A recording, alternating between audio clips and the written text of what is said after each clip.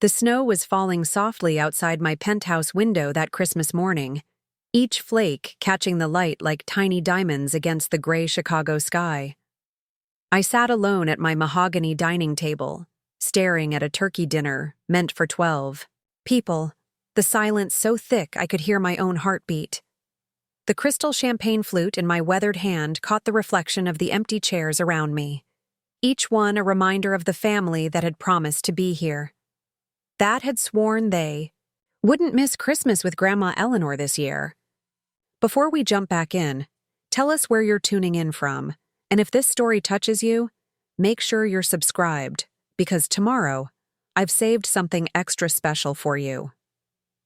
But promises, I've learned, are just words people use when they need something from you, and I had been naive enough to believe them one last time.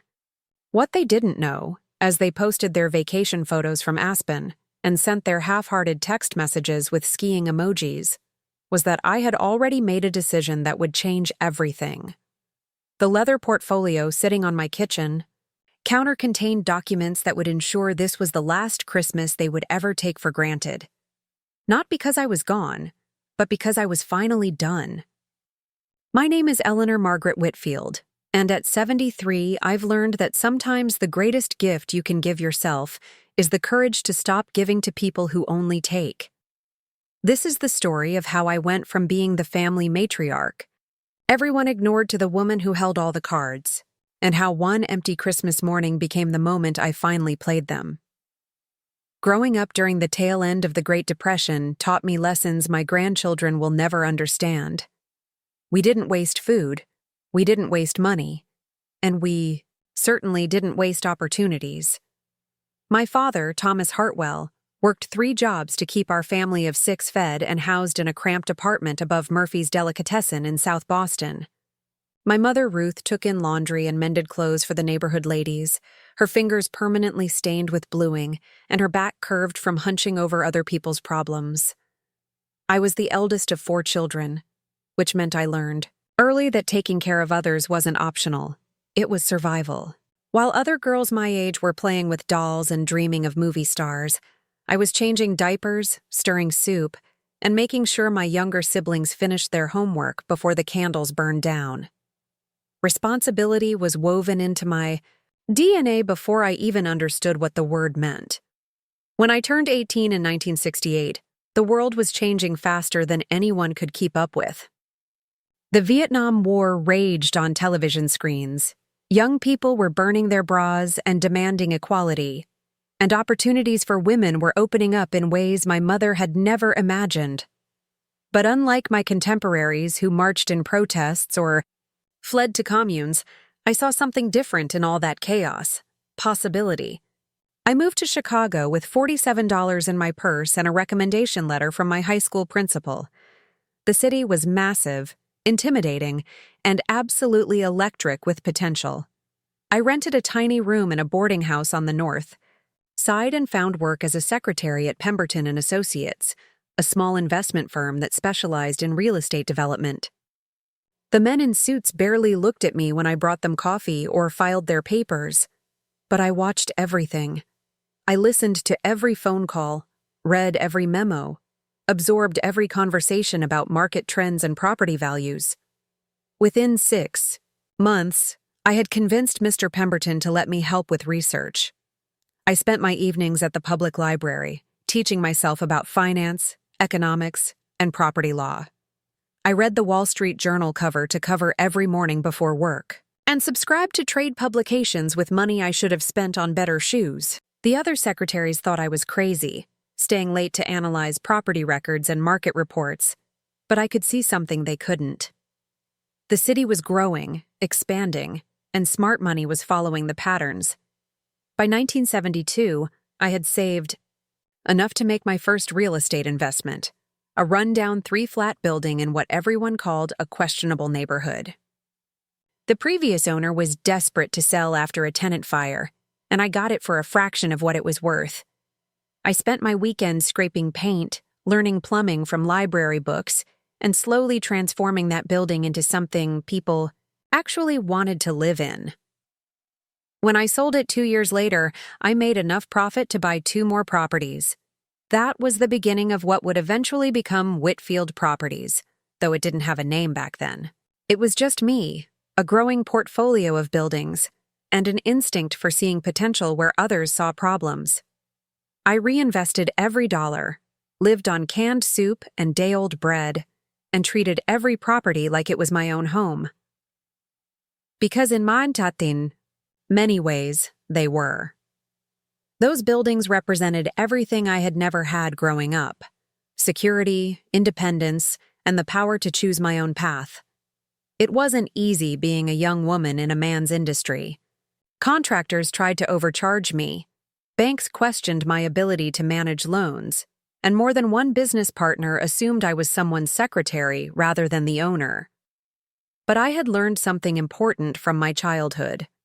When people underestimate you, you use it to your advantage. Let them think you don't know what you're doing while you quietly outmaneuver them at every turn. I met Robert Whitfield in 1975 at a real estate auction downtown. He was bidding on the same commercial property I wanted, and we ended up in a friendly rivalry that lasted 3 hours and drove the price higher than either of us had planned. When the gavel fell and he won by a mere $200, he approached me with a smile and an invitation to coffee. He was 10 years older, already established in commercial development, and charming in that understated way that suggested confidence rather than arrogance. Our courtship was unconventional by the standards of the time. We talked business over, dinner, visited job sites together on weekends, and fell in love somewhere between analyzing property surveys and debating zoning regulations. Robert never tried to diminish my ambitions or suggest I should scale back my work. Instead, he became my partner in every sense of the word, combining his connections with my instincts to build something bigger than either of us could have achieved alone. We married in 1977 in a small ceremony at Holy Name Cathedral with a bide reception that doubled as a networking event for our combined business contacts. Our honeymoon was spent touring investment properties in Milwaukee, and we returned to Chicago with contracts for 3 new developments. It sounds unromantic when I describe it now, but it was perfect for us. We were building a life and a legacy simultaneously, brick by brick and dollar by dollar. The children came later than we had planned: Margaret in 1980, followed by Thomas in 1982, and finally little Patricia in 1985. Robert and I had been so focused on building our empire that parenthood felt like a new kind of investment, one that required different skills but the same level of dedication. I scaled back my direct involvement in the day-to-day operations, but I never stopped being the strategic mind behind our decisions. Preparing and narrating this story took us a lot of time, so if you are enjoying it, subscribe to our channel. It means a lot to us. Now back to the story. While Robert handled client meetings and public appearances, I analyzed markets, negotiated deals, and made the calls that kept us ahead of economic downturns. By the time the children were in school, Whitfield Properties owned over 60 residential buildings and 12 commercial developments across the Chicago metropolitan area. We had survived the recession of the early 80s, the savings and loan crisis, and several market corrections that devastated other real estate investors. Our success wasn't accidental. It was the result of careful planning, conservative debt management, and an almost obsessive attention to market indicators that most people ignored. But success, I learned, can be a double-edged sword when it comes to family. The more comfortable our children's lives became, the less they understood the effort required to maintain that comfort.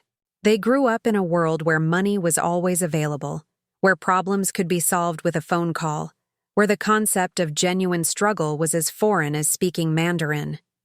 Margaret was brilliant but restless, always searching for the next cause or adventure to occupy her attention.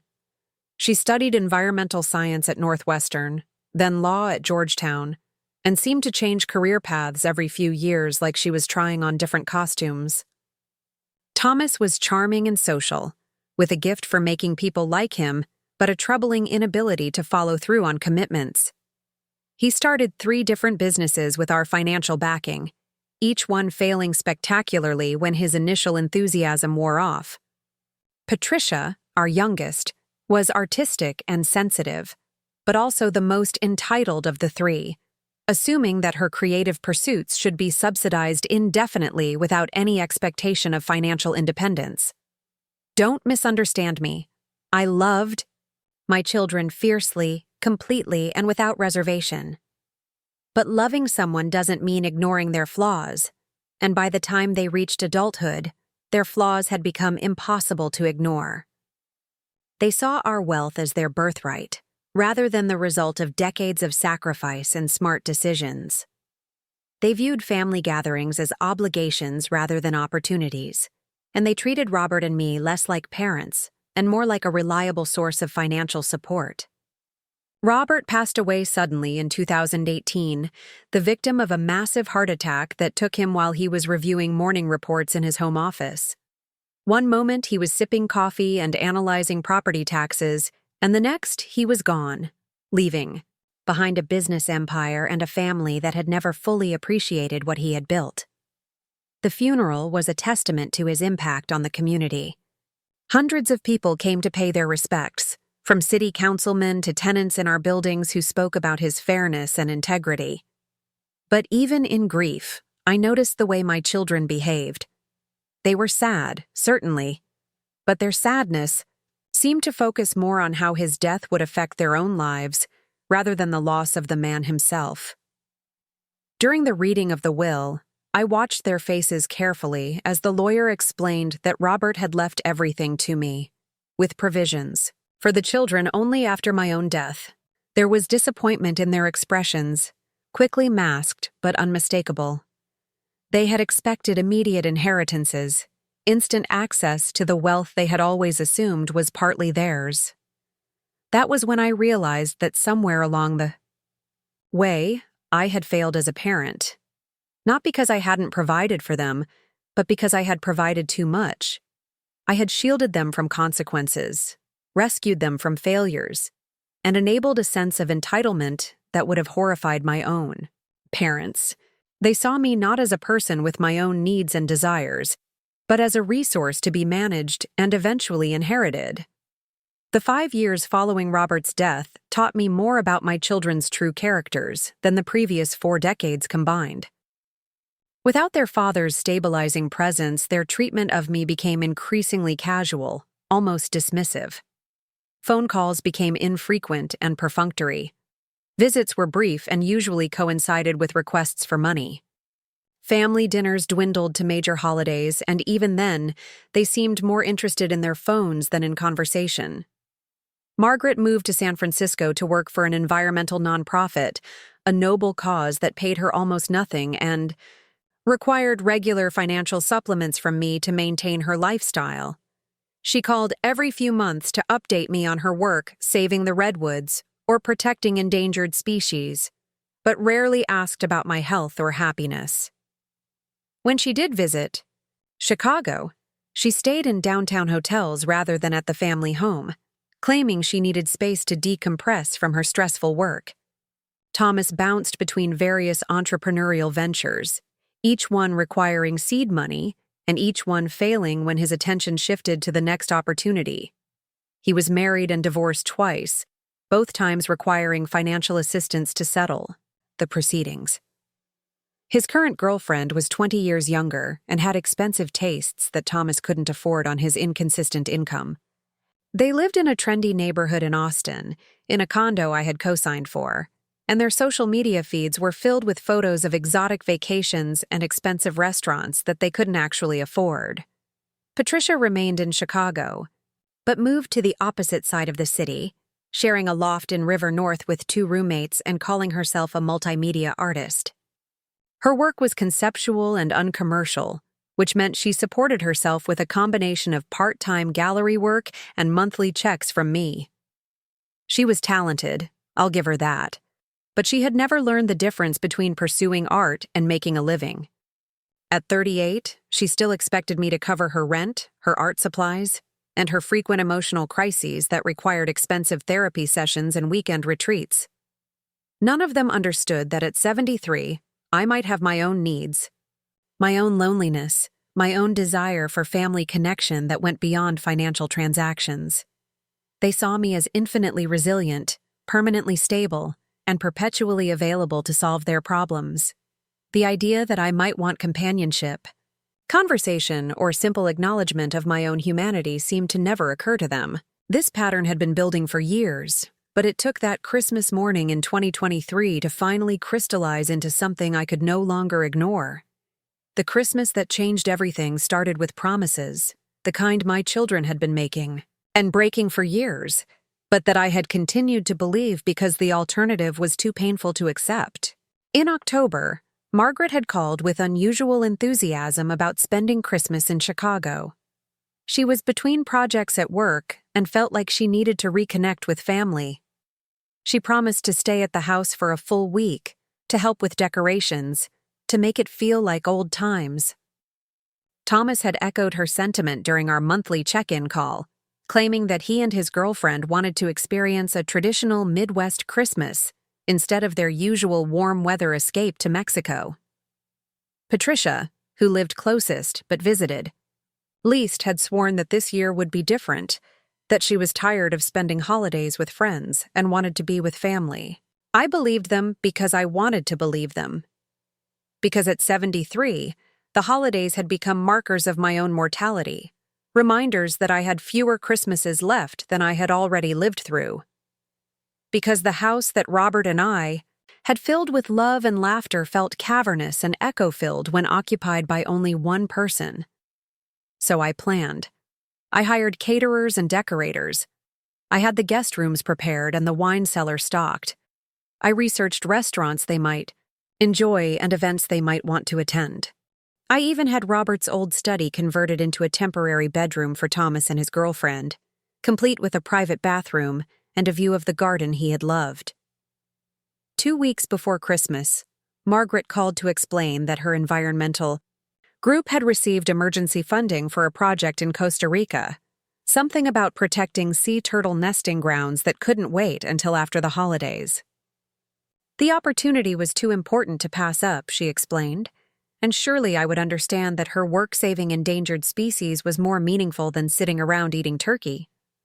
She would make it up to me in the spring, she promised, maybe with a long visit where we could really catch up.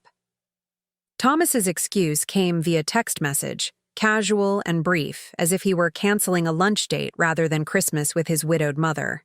His girlfriend had surprised him with a ski trip to Aspen, already paid for and non-refundable. The photos that followed on social media showed them drinking champagne in first-class seats, both of them grinning like teenagers on spring break.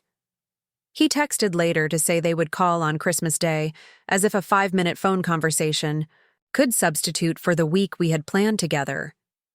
Patricia's betrayal was the most elaborate and, somehow, the most hurtful. She maintained the pretense until December 23rd, even going so far as to confirm dinner plans and ask what she could bring. Then, on Christmas Eve morning, she called in tears to explain that her ex-boyfriend, the artist she had dated 2 years earlier, was having a mental health crisis in New York. He had specifically asked for her support, and she couldn't abandon someone in need, even if it meant abandoning me. She would be back after New Year's, she promised, and we could have a belated celebration then. But New Year's came and went without a word from any of them. Patricia returned to Chicago but never called. Thomas extended his stay in Aspen indefinitely. Margaret's sea turtle project in Costa Rica apparently required her presence through the entire month of January. The family Christmas I had planned, prepared for, and desperately wanted became just another day on the calendar, marked only by my own disappointment and the slow realization that I was no longer a priority in my children's lives. That's when I made the decision that would change everything. Not in anger, not in the heat of disappointment, but in the cold clarity that comes when you finally see the truth you've been avoiding. My children saw me as a bank, not a mother. They valued my money more than my company, my financial support more than my emotional well-being. And if that was the relationship they wanted, then I would give them exactly what they deserved. On January 15th, 2024, I called my estate attorney, Harold Pemberton Jr., the son of my old boss who had inherited both the firm and my business. Harold had been managing my legal affairs for over a decade, and he was one of the few people who understood the full scope of what Robert and I had built together. The Whitfield estate was worth approximately $47 million, including the real estate portfolio, investment accounts, and various business interests that generated steady income. Under my existing will, everything would be divided equally among my 3 children after my death, with small bequests to charities and longtime employees. It was a conventional arrangement, the kind most wealthy families make to ensure their children are provided for. But conventional wisdom assumes that children actually function as family members rather than distant acquaintances with their hands out. I asked Harold to draft a new will, one that reflected the reality of my relationships with my children rather than the fantasy I had been maintaining.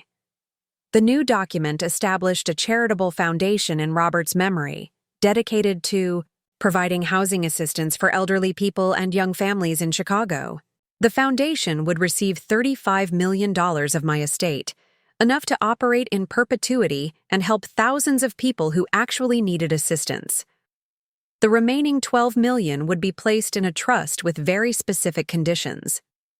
Margaret, Thomas, and Patricia would each receive annual payments, but only if they met certain requirements: regular family contact, participation in family events, and evidence of stable employment or meaningful volunteer work. The payments would be modest, enough to supplement their chosen lifestyles, but not enough to maintain the careless spending habits they had developed while assuming they would inherit everything.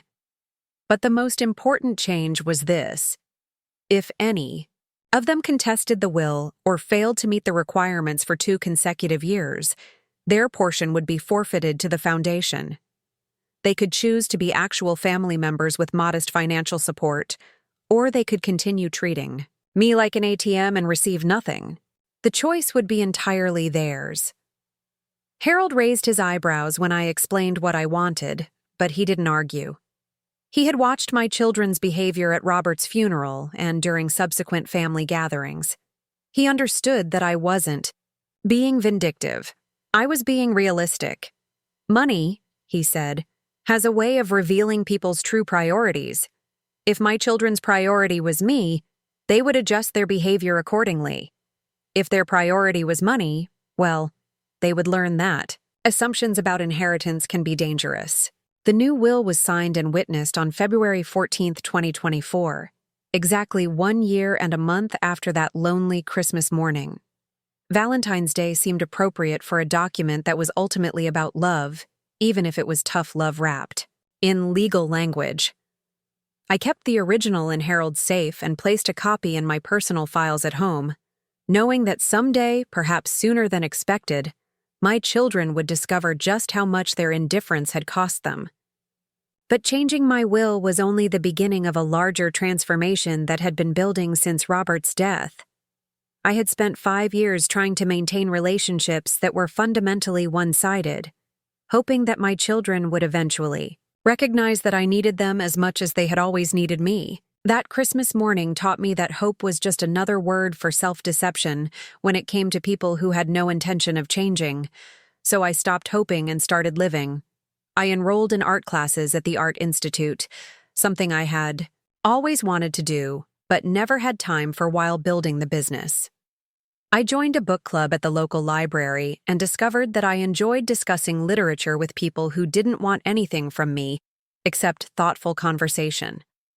I began traveling, taking small trips to places Robert and I had always planned to visit together, creating new memories instead of dwelling on abandoned plans.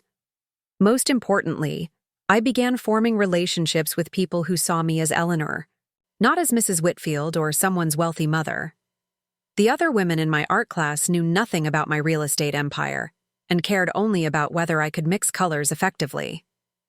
The elderly gentleman I met at the museum cafe was interested in my opinions about modern sculpture, not my stock portfolio.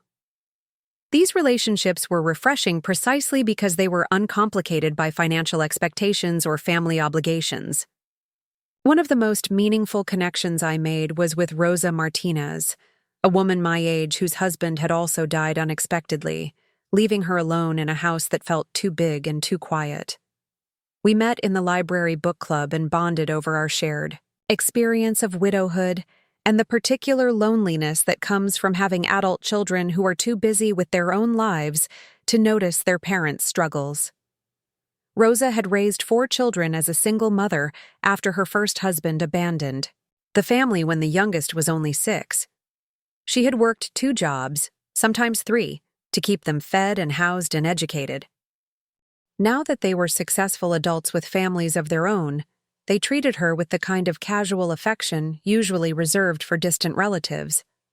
They loved her, certainly, but they didn't prioritize her, and the distinction was important.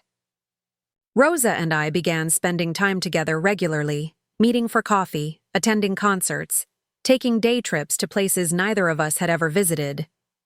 We understood each other in ways that people who haven't experienced this particular kind of abandonment simply cannot.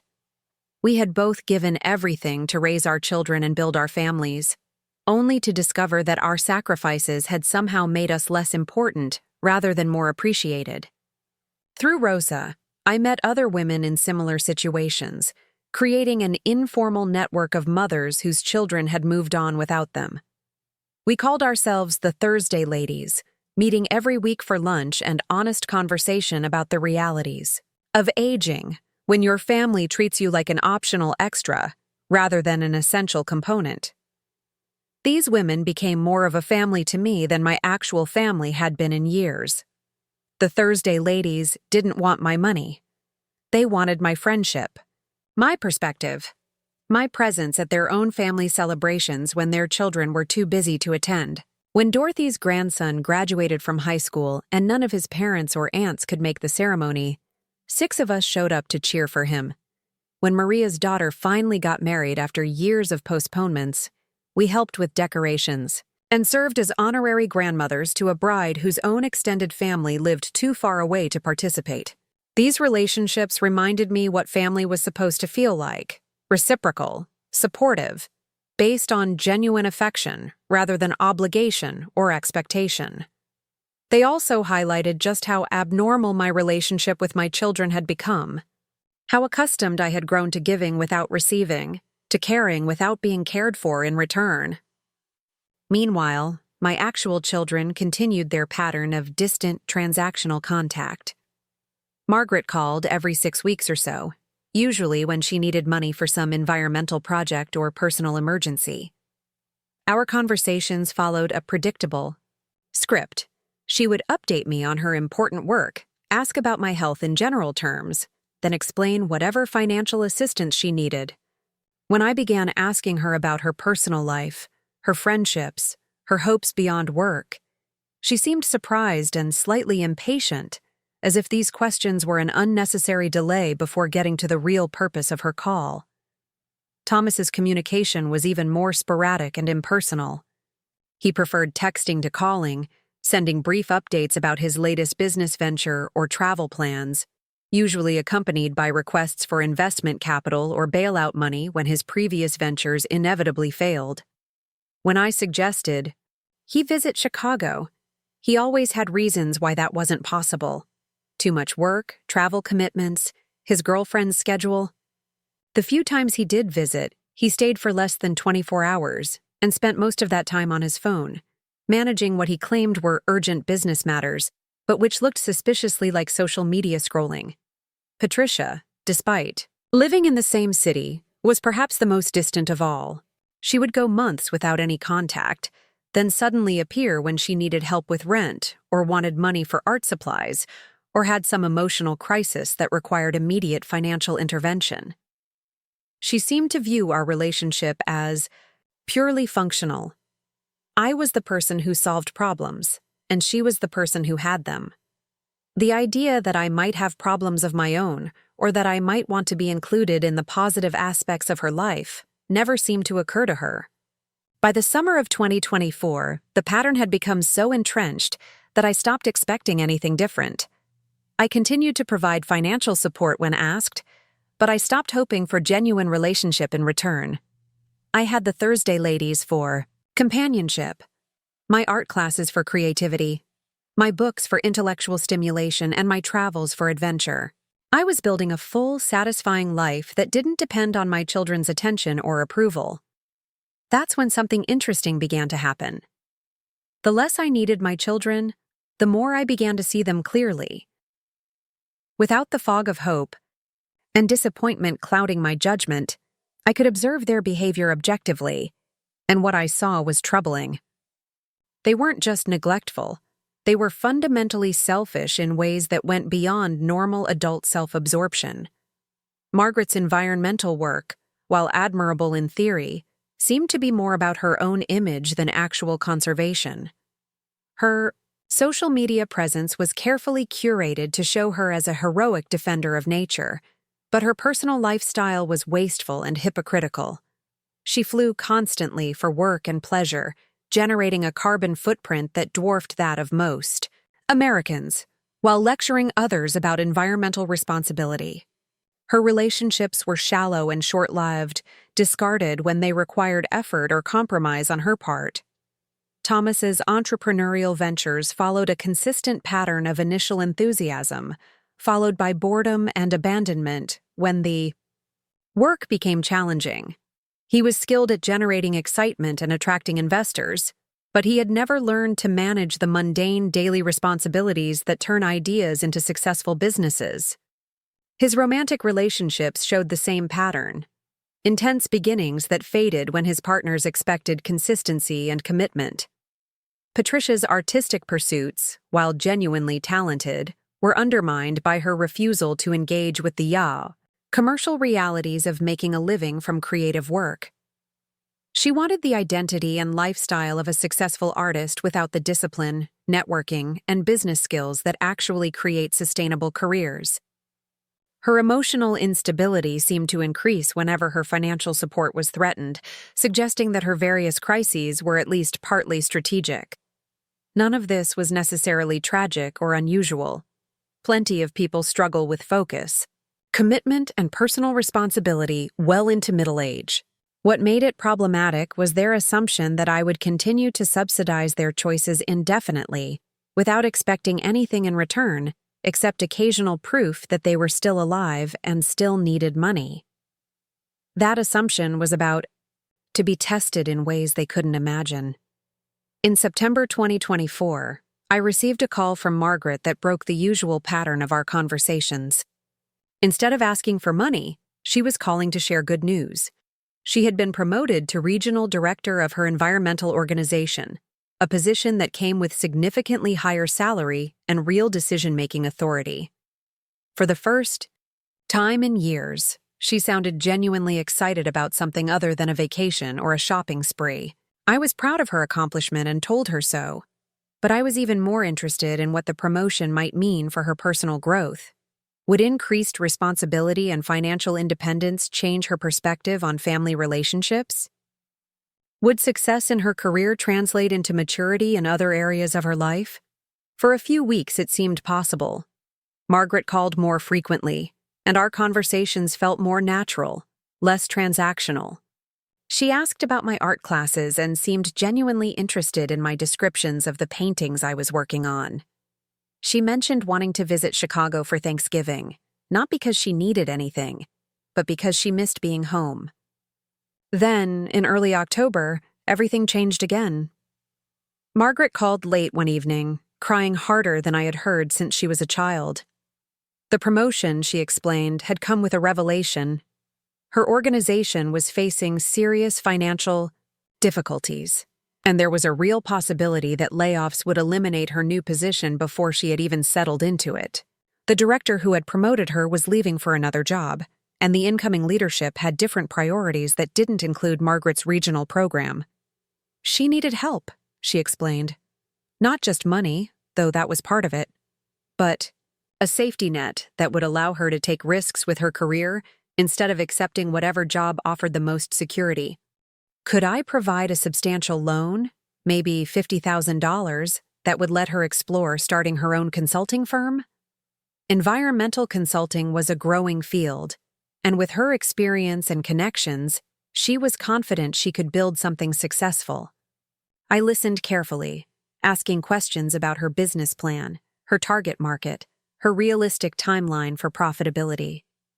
What I heard was familiar: enthusiasm without preparation, confidence without foundation, big dreams without practical steps. She wanted to quit her job before being fired, but she hadn't researched the consulting market, identified potential clients, or developed the business skills necessary to run her own company. Still, I agreed to help, but with conditions. I would provide the $50,000, but as an investment in her consulting firm, not a personal loan. She would need to develop a real business plan, register the company properly, and provide regular reports on her progress. The money would be dispersed gradually as she met specific milestones: market research, business registration, first client contracts. Margaret agreed immediately, gratefully, but I could hear the disappointment in her voice. She had wanted immediate access to the full amount, money she could use to finance a comfortable lifestyle while she figured out what she actually wanted to do. The structure I was proposing required effort, accountability, and genuine commitment to building a business rather than simply avoiding unemployment. Over the following weeks, Margaret's enthusiasm for the consulting firm waned noticeably. The market research was harder than she expected, requiring detailed analysis of competitors and potential clients, rather than optimistic assumptions about demand for her services. Business registration involved paperwork and legal requirements that seemed unnecessarily complicated. Most challenging of all, developing an actual business plan forced her to confront the gap between her grand vision and her practical experience. By November, Margaret was calling less frequently, and when she did call, she seemed frustrated and overwhelmed.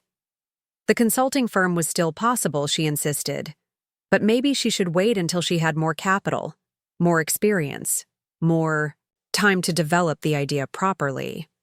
In the meantime, couldn't I just provide some interim support while she explored other options? I realized that Margaret, like her siblings, had never learned to persist through difficulty or uncertainty. When projects became challenging, she looked for exits. When commitments became inconvenient, she found reasons to postpone them. When family members needed more than she wanted to give, she discovered urgent priorities elsewhere. This pattern became crystal clear in late November, when Margaret called to explain that she wouldn't be able to make it home for Thanksgiving after all. The environmental organization was sending her to a conference in Vancouver, an important networking opportunity that could lead to better job prospects. She knew I would understand that her career had to take priority, especially given the uncertainty of her current situation. I did understand, but probably not in the way she intended.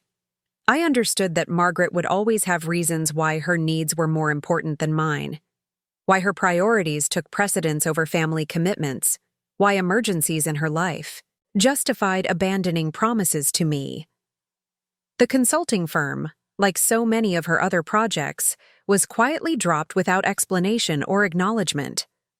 Thomas's behavior during this same period followed a depressingly similar pattern. His latest business venture, a high-end food truck that was supposed to revolutionize lunch service in Aspen, had failed spectacularly after 6 months of operation. The concept was sound, he insisted, but the execution had been undermined by unreliable partners, unexpected regulations, and customers who didn't appreciate innovative cuisine. The failure left him financially devastated and emotionally bruised, but also somehow optimistic about his next opportunity. A friend in Denver was starting a cannabis dispensary and needed investors with Thomas's marketing expertise. The legal marijuana industry was exploding, Thomas explained, and this was a chance to get in early with a product that practically sold itself. The investment requirement was substantial: $75,000 for a minority partnership that would provide Thomas with management responsibilities and profit sharing. It was more money than he had ever asked for at one time, but the potential returns were enormous, and he was confident that this business would be different from his previous ventures. I agreed to consider the investment, but only after conducting my own research into the cannabis industry, the specific market in Denver, and Thomas's potential partner. What I discovered was troubling. The marijuana business, while profitable for some, was extremely competitive and heavily regulated, with high failure rates for new dispensaries. Thomas's friend had no experience in retail or cannabis, and his business plan was optimistic to the point of fantasy. More concerning was Thomas's history with the friend in question. They had been roommates in college and had maintained a casual friendship that involved more drinking and recreational drug use than business planning.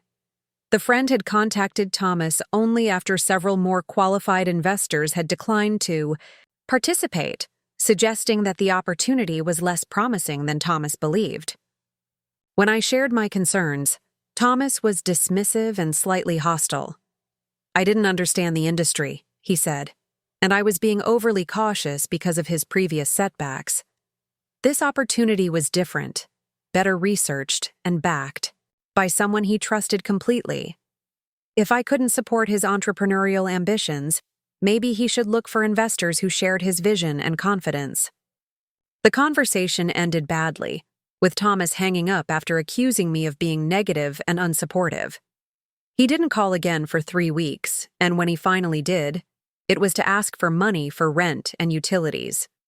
The cannabis opportunity had fallen through, he explained, but not because of the concerns I had raised. His friend had decided to partner with someone else, someone who appreciated the potential and didn't ask so many questions. Patricia's crisis during this period was more dramatic but equally revealing. In October, she called at 2 a.m, sobbing and nearly incoherent, explaining that she had been evicted from her loft and needed immediate help. Her roommates had moved out without warning, leaving her unable to cover the full rent, and the landlord had given her 72 hours to vacate the premises. I drove across the city at 3 a.m. to help her pack her belongings and find temporary accommodation. What I discovered was that the eviction wasn't sudden or unexpected. Patricia had been ignoring notices and avoiding her landlord for weeks. Her roommates hadn't left without warning. They had told her months earlier that they were planning to move, and she had simply ignored the information because dealing with it was unpleasant. More troubling was the condition of the loft itself. Patricia had been living in what could only be described as squalor, with dirty dishes piled in the sink, garbage overflowing in every room, and art supplies scattered across every surface. The damage to the apartment was extensive enough that she would forfeit her entire security deposit and still owe money for repairs.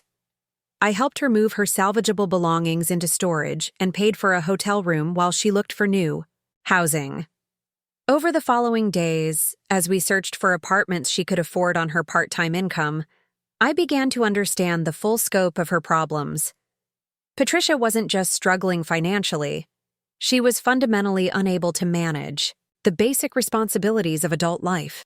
She had been fired from her gallery job 3 months earlier for chronic lateness and unreliability, but she had been too embarrassed to tell me. She owed money to several friends who had loaned her rent money over the years, and her credit score was so poor that most landlords wouldn't consider her application.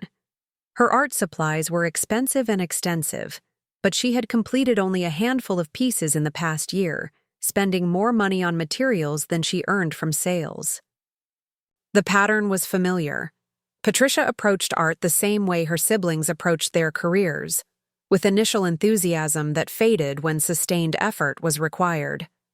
Finding Patricia a new apartment became a weeks-long ordeal that revealed just how poorly she had managed her life while I had been providing financial support. Landlords wanted references she couldn't provide, employment verification she didn't have, and security deposits she couldn't afford. Eventually, I had to co-sign a lease for a small studio apartment in a less desirable neighborhood, effectively guaranteeing that I would be responsible for her rent if she defaulted again. During the apartment search, Patricia made several comments that crystallized my growing understanding of how my children viewed our relationship. She complained that the apartments we looked at were too small, too far from downtown, too ordinary for someone with her artistic sensibilities. She suggested that maybe I should just buy her a condo, something she could own and customize to suit her creative needs.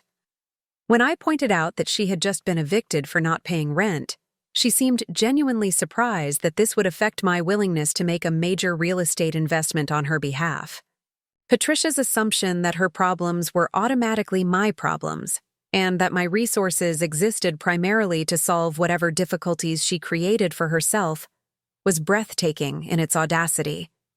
She had spent years making impractical decisions and avoiding responsible choices, secure in the knowledge that I would always be available to clean up the consequences. The eviction was just the latest in a series of crises that could have been avoided with basic planning and self-discipline. What struck me most during those difficult weeks was Patricia's complete lack of curiosity about my own life and well-being. While I was spending hours helping her find housing, dealing with her creditors, and managing the logistics of her various emergencies, she never asked how this was affecting me. She never wondered if I had other commitments or concerns. She never expressed appreciation for the time and energy I was investing in solving problems that weren't mine to solve. Instead, Patricia seemed to view my assistance as natural and inevitable, like expecting the sun to rise or water to flow downhill. The possibility that I might have limits, that my willingness to help might be conditional on her willingness to change her behavior, simply didn't occur to her. She was 40 years old, but she related to me with the assumptions of a child who has never questioned whether parental support will always be available. By December 2024, 1 year after the Christmas that had changed everything, I had seen enough. Margaret's consulting firm had been quietly abandoned without explanation. Thomas's cannabis dispensary investment had been replaced by enthusiasm for a cryptocurrency venture that required even more money and even less due diligence. Patricia had settled into her new apartment, but was already complaining about the neighborhood and hinting that she needed help finding something better. All 3 of my children continued to treat me as a solution to their problems rather than a person deserving of consideration and respect. They called when they needed money, texted when they remembered I existed, and made promises about future visits that they had no intention of keeping. The pattern was so entrenched that I doubted they were even conscious of it anymore. That's when I decided to conduct an experiment, one that would test whether my children were capable of prioritizing family relationships over financial convenience. I would plan another Christmas gathering, just as elaborate and welcoming as the previous year, and I would see whether their promises had any more substance this time around. The invitations went out in early November, carefully worded to sound warm and hopeful, without being demanding or guilt-inducing. I explained that I was planning a traditional Christmas celebration and would love to have all of them home for the holidays. I offered to cover travel expenses and arrange accommodations. That would be comfortable for everyone. I suggested that we could make this an annual tradition, a way to maintain family connections as we all got older. The responses were enthusiastic and immediate. Margaret called to say that she was absolutely committed to being there, that she had learned from the previous year's mistakes and wouldn't let work interfere with family time. Thomas texted that he and his girlfriend were already looking forward to a real Chicago Christmas, complete with snow and family traditions. Patricia stopped by the house to discuss menu plans and decorations, bubbling with excitement about spending quality time together. But even as they made their promises, I was making my own preparations. I hired Harold Pemberton to review my estate planning one final time, ensuring that every document was current and legally sound. I arranged for copies of my new will to be delivered to Margaret, Thomas, and Patricia on December 26th, regardless of whether they actually showed up for Christmas. I wanted them to understand the consequences of their choices, while those choices were still fresh in their minds. I also made more personal preparations, ones that had nothing to do with legal documents or financial planning. I arranged for Rosa Martinez and several of the Thursday ladies to be available by phone if I needed emotional support during the holidays.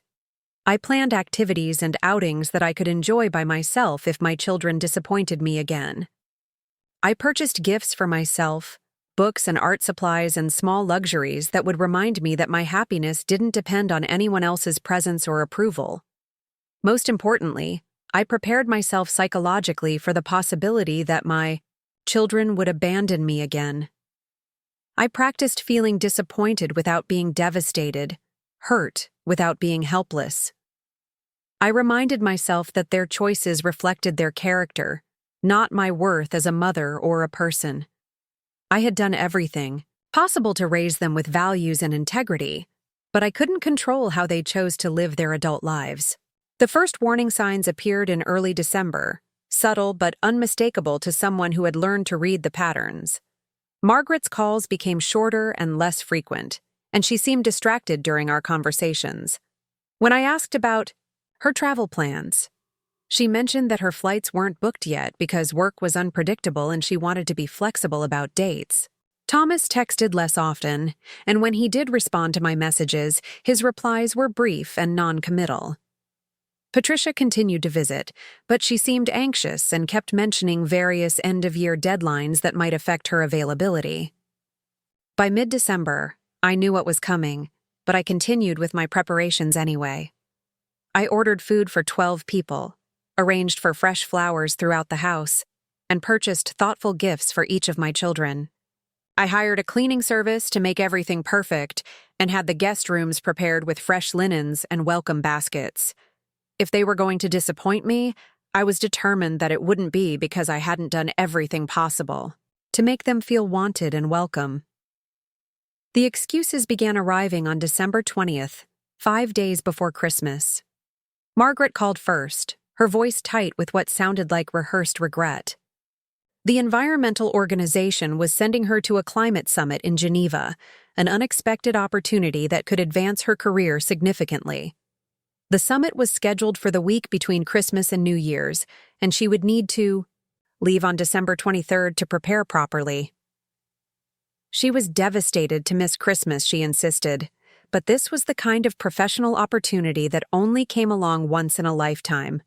I listened without arguing or expressing disappointment, simply acknowledging her decision and wishing her well with the summit. Margaret seemed surprised by my calm response, almost as if she had expected me to protest or try to change her mind. When I didn't react emotionally, she became chatty and effusive, describing the summit in detail and explaining how important it would be for her work. The conversation felt performative, as if she were trying to convince herself as much as me that her excuse was legitimate. Thomas's cancellation came via email the following day, a casual message that treated Christmas plans like a tentative social engagement rather than a family commitment. His girlfriend's parents had invited them to spend the holidays at their cabin in Montana, an invitation that had apparently just been extended and couldn't be declined without causing offense. He hoped I would understand that maintaining good relationships with his girlfriend's family was important for their future together. He promised to call on Christmas Day and suggested that maybe we could plan something for New Year's instead. The email was followed by Instagram posts showing Thomas and his girlfriend shopping for ski equipment and researching mountain resorts. The girlfriend's parents' cabin looked suspiciously like a luxury vacation rental, complete with professional photography and marketing descriptions. It was clear that this was a pleasure trip disguised as a family obligation, but Thomas seemed confident that I would accept his explanation without question. Patricia's betrayal was the most elaborate, and in some ways, the most hurtful.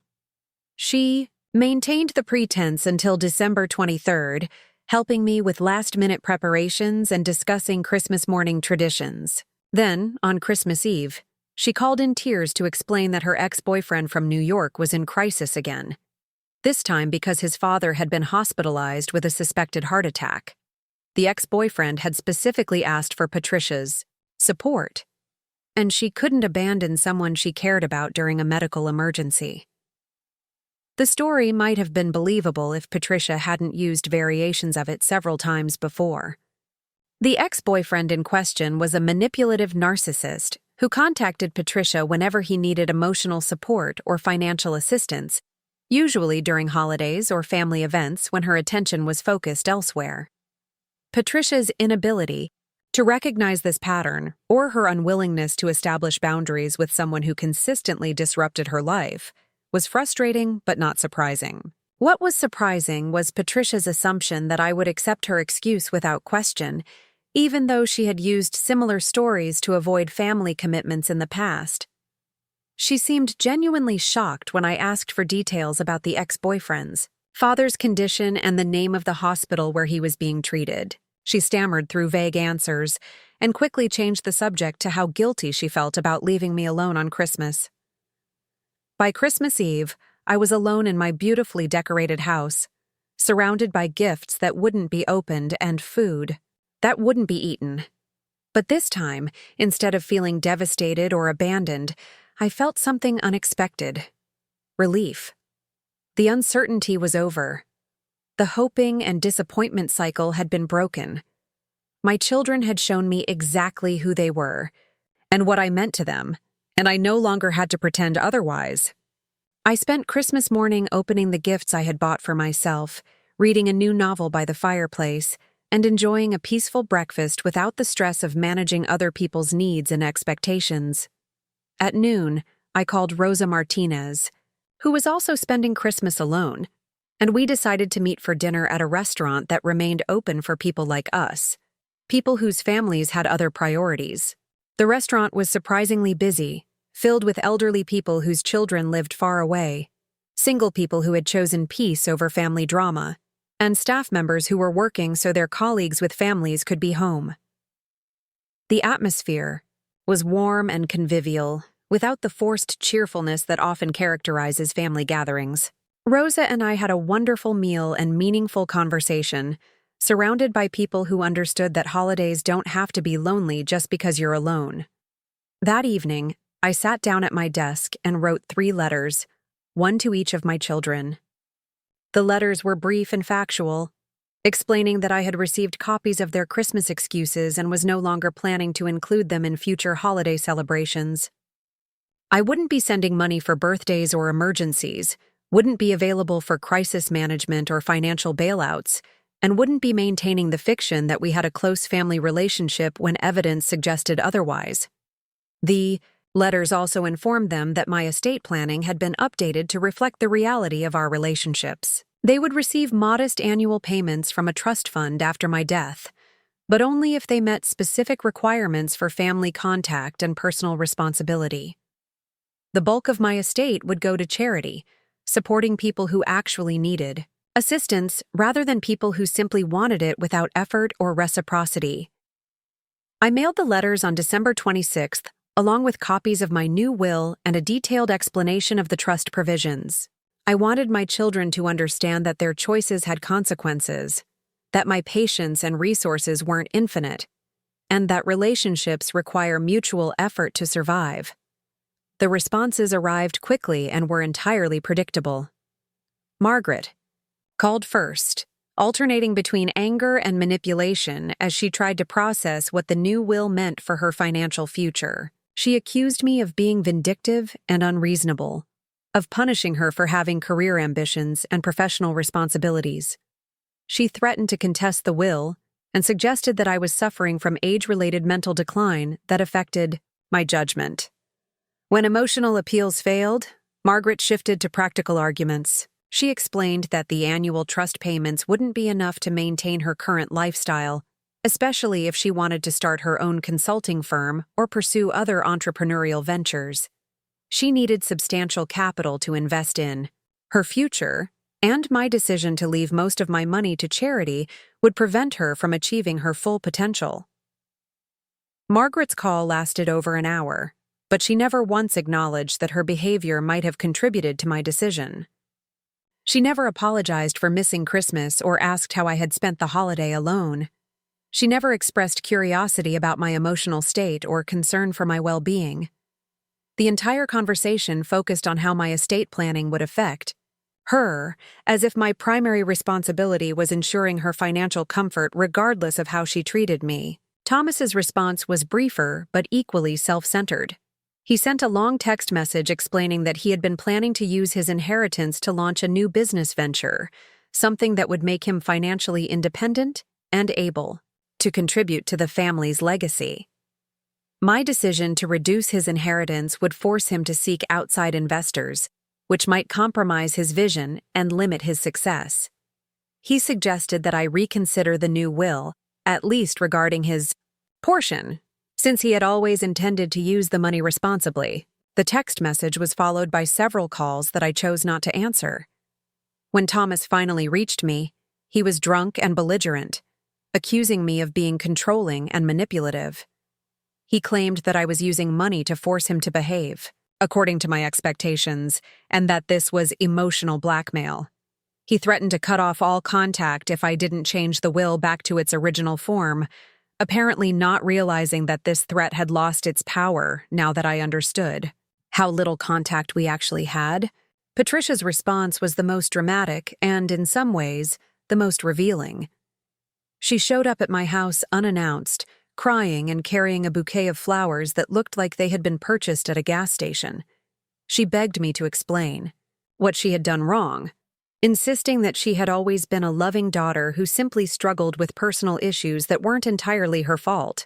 Patricia's version of our relationship was fascinating in its selective memory and creative interpretation. She remembered all the times I had helped her, but none of the times she had promised to change her behavior. She recalled every financial crisis I had resolved, but forgot every family event she had missed or disrupted. She described herself as someone who had always prioritized family, conveniently overlooking years of missed birthdays, ignored phone calls, and broken promises. Most telling was Patricia's assumption that she could fix everything with a tearful apology and promises to do better in the future. She offered to spend more time with me, to call more frequently, to be more responsible about money and relationships. But her offers were conditional on my reversing the changes to my will, suggesting that her motivation was financial rather than genuinely relational. When I explained that the new will would remain in effect regardless of her promises, Patricia's demeanor changed dramatically. The tears stopped, the pleading voice became sharp and accusatory, and she began demanding explanations for specific trust provisions. She wanted to know exactly how much money she would receive annually, what the requirements were for maintaining payments, and whether there were ways to access principal rather than just income. Patricia's transformation from grieving daughter to calculating heir was swift and complete. Within minutes, she was negotiating rather than apologizing, treating our conversation like a business meeting rather than a family reconciliation. When I refused to provide detailed financial information or negotiate changes to the trust terms, she left in anger, slamming the door and shouting that I would regret being so stubborn and unforgiving. The weeks following these confrontations were peaceful in ways I hadn't experienced in years. My phone stopped ringing with requests for money or crisis management.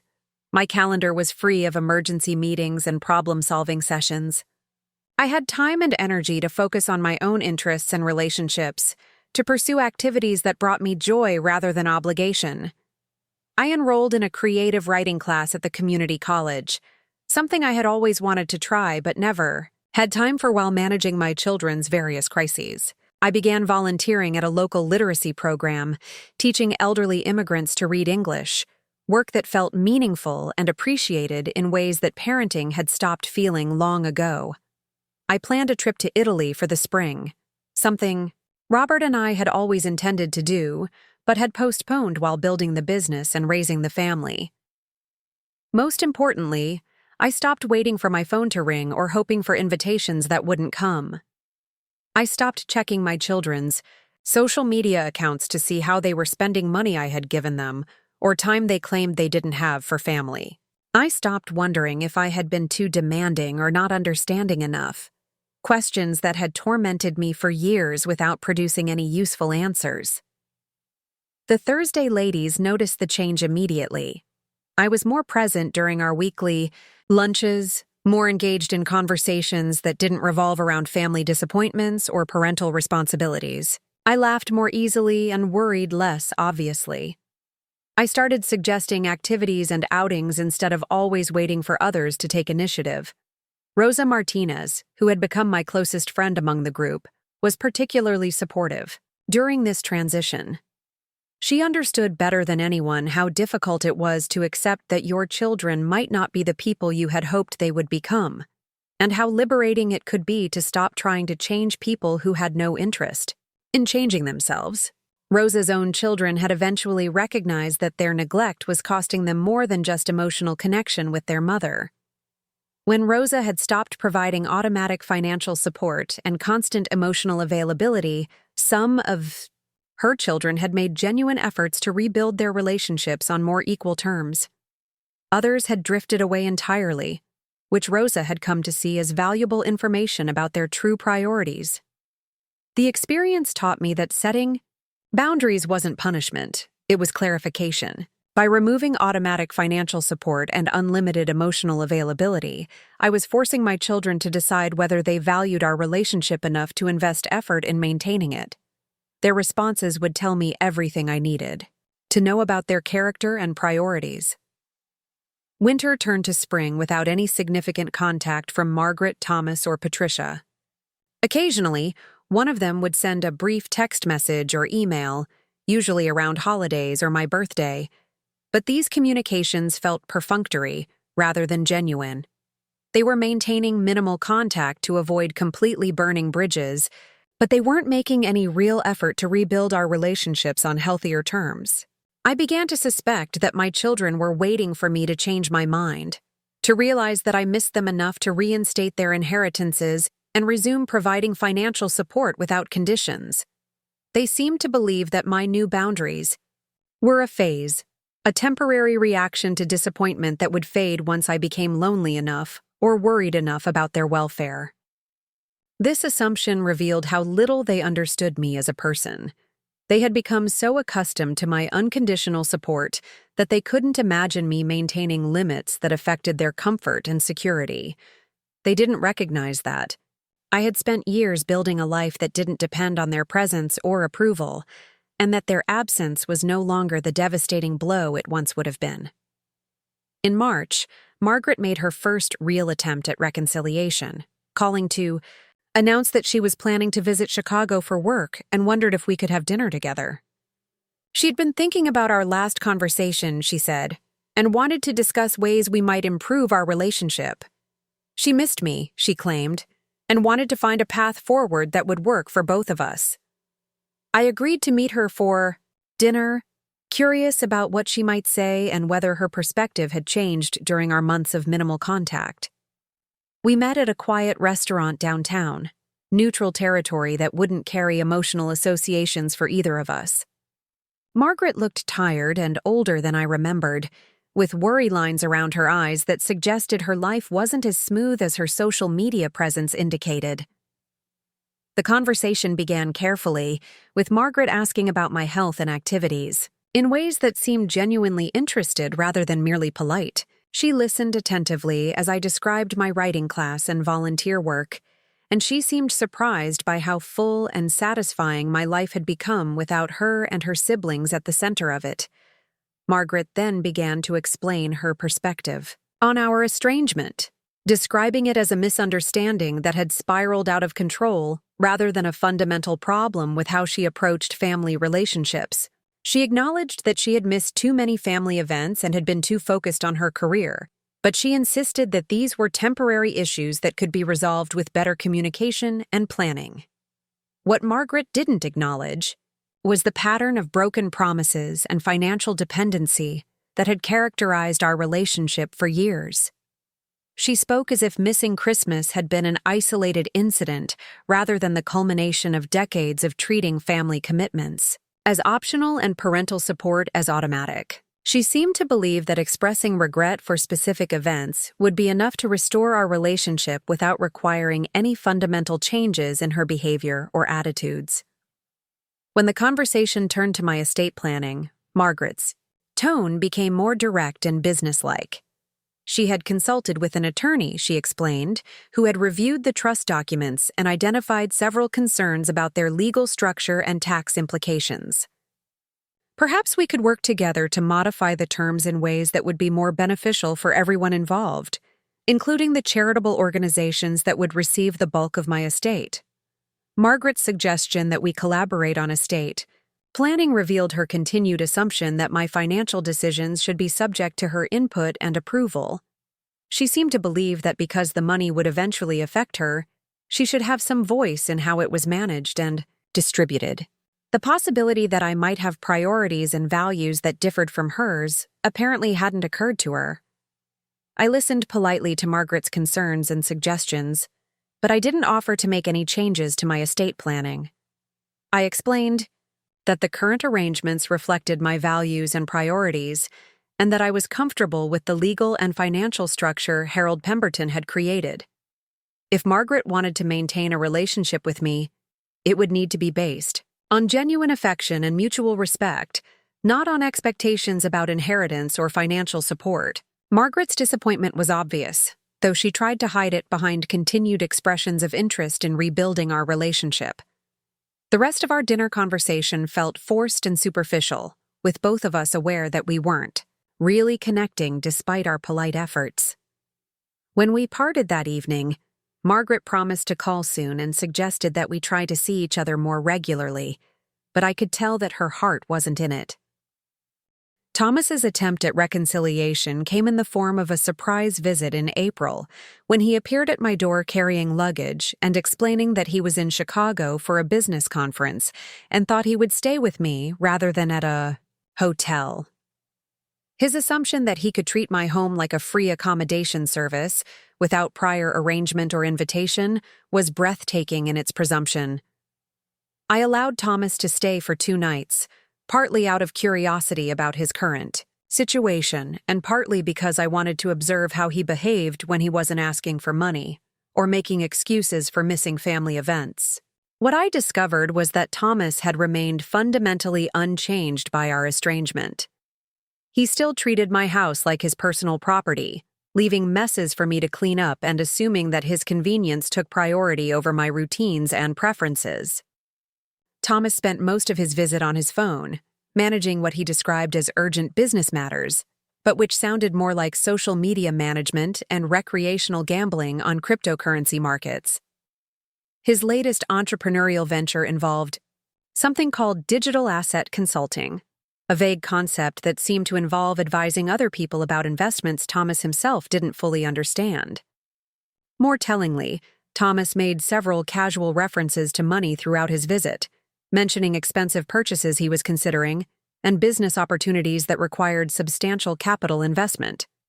He seemed to be testing whether I might be willing to provide financial support for his current ventures, despite our previous conversations about boundaries and independence. When I didn't offer assistance or express interest in his business plans, he became noticeably less friendly and communicative. On his last evening, Thomas finally addressed our estrangement directly, describing it as an unfortunate misunderstanding that had been blown out of proportion by poor communication and emotional reactions.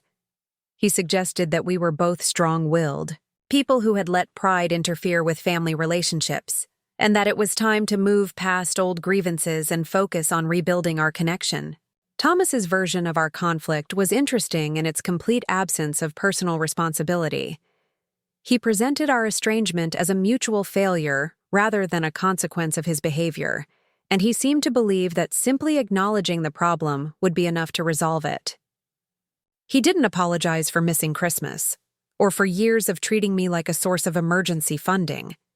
He didn't express any understanding of how his actions had affected me or any commitment to changing his behavior in the future. When Thomas left the following morning, he hugged me warmly and promised to stay in better touch, but his promises felt hollow given his track record with family commitments.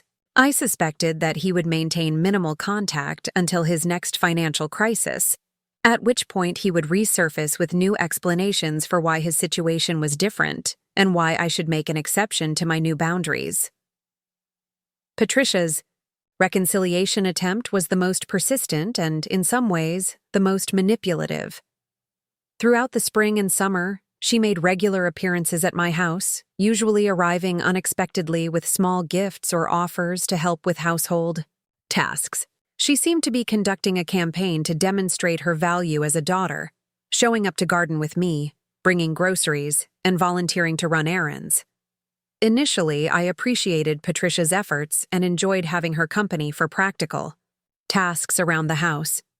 But gradually, I began to notice that her helpfulness came with subtle strings attached.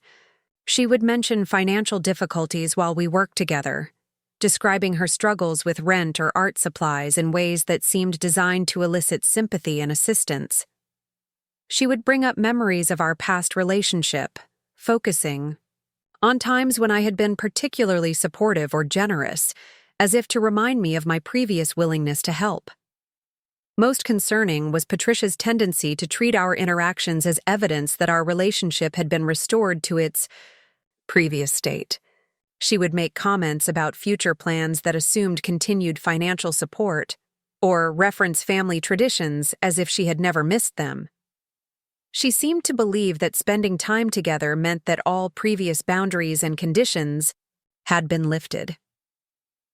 The situation came to a head in late summer, when Patricia arrived at my house in tears, explaining that she was facing eviction again and needed immediate assistance with rent and moving expenses. The crisis was familiar, but more urgent this time, she insisted, because the rental market had become much more difficult and her credit problems had worsened. She needed help not just with money, but with finding a new apartment, dealing with her creditors, and getting back on her feet financially. I listened to Patricia's explanation with interest, noting how similar it was to her previous crisis and how little her underlying behavior had changed. She was still living beyond her means, still avoiding responsibility for practical matters, still assuming that her problems would automatically become my problems. The difference was that this time she seemed to believe that our recent pleasant interactions entitled her to renewed financial support. When I explained that I wouldn't be providing money for rent or moving expenses, Patricia was genuinely shocked. She reminded me of all the time we had spent together recently, all the help she had provided around the house, all the effort she had made to rebuild our relationship. Didn't this investment in our connection entitle her to assistance when she needed it most? Patricia's assumption that spending time with me was a form of payment that could be exchanged for financial support was revealing. She had approached our reconciliation as a strategic investment rather than a genuine desire for relationship, calculating that a few months of good behavior would restore her access to my resources.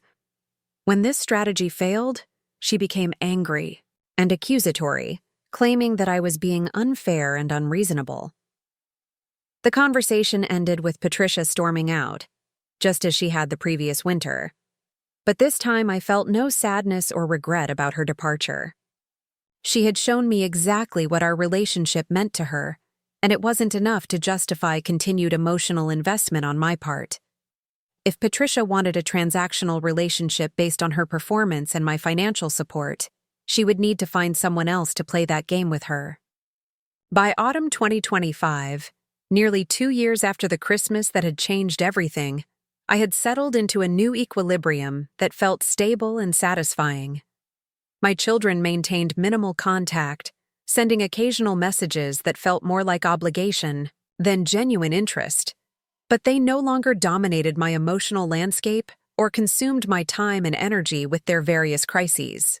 The Thursday ladies had become my chosen family, providing the companionship, support, and mutual care that I had once hoped to receive from my biological children.